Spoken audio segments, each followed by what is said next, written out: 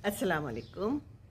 हज का ज़माना था और हुज़ूर अकरम सल्लल्लाहु अलैहि वसल्लम से कुछ लोग आके पूछते थे कि हमने कंकरियाँ मारने में आगे पीछे अपने आप को कर लिया, यानी कि अभी नहीं मारनी थी लेकिन हमने पहले मार ली, या फिर हमने सर पहले मंडा लिया, कुर्बानी पहले कर ली, आगे पीछे हो गई है ना।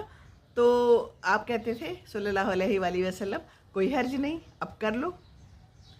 तो मुझे ऐसे ही ख्याल आया, मैंने कहा कि ये कितनी अच्छी शानदार बात है।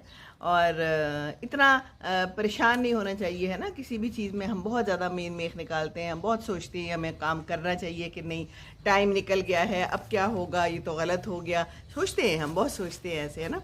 और ज़िंदगी में हमने नमाज़ें नहीं पढ़ी तो अब क्या होगा, अब रहने दो, अब क्या करना है, या रोज़ा नहीं रखा तो अब तो टाइम गुजर गया। कुछ भी ऐसा हम कर लेते हैं, माँ बाप के साथ बुरा सलूक किया है तो कोई हर्ज नहीं, कर लिया।